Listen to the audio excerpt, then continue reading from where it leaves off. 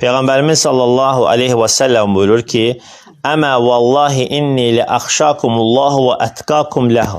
Allaha and olsun ki, mən sizlərin içində Allahdan ən çox qorxan, ona qarşı ən çox təqvalı olanıyam. Bu sözü Hasan deyir. Eşidir ki, 3 nəfər sahabə, biri deyir ki, mən ancaq oruç tutacam, iftar eləməyəcəm.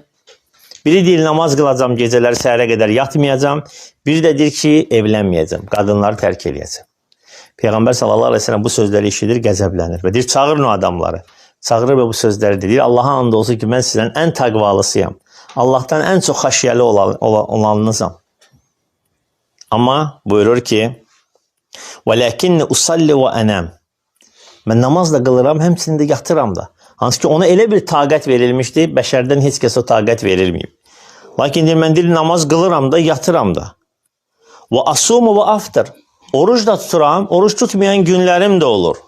Və ətəzəvvəcun nisə. Və həmçində qadınlarla da evlənirəm. Bax, Peyğəmbər sallallahu aleyhi ve sellem həyatında eyni vaxtda 9 dənə zövcəsi olub. Və sonra buyurur ki, فَمَنْ رَغِبَ عَنْ sünnəti فَلَيْسَ minni. Kim mənim sünnəmdən üst sevilərsə o məndən deyildir.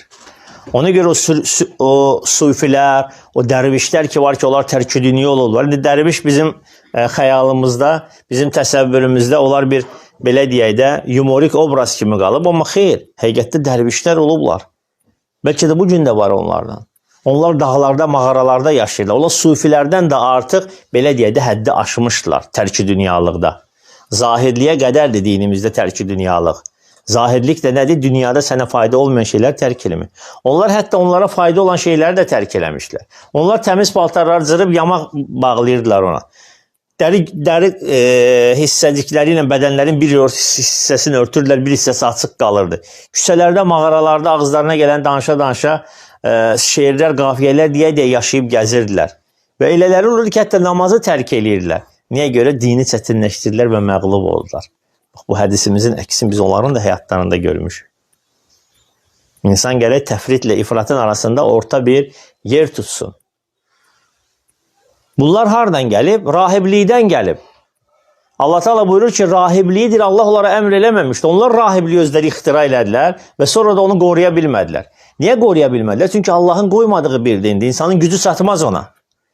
Ona görə o rahiblər və yaxud da ki, o rahibələr ki var ki, onlar kilsədə yaşayırlar, evlənməyi tərk eləyirlər, daha irgənc günahlar eləyirlər. Daha qorxulu, daha betər günahlar eləyirlər. Allahın halal qoyduğu evlilikdə niyə tərk eləyirsən onu?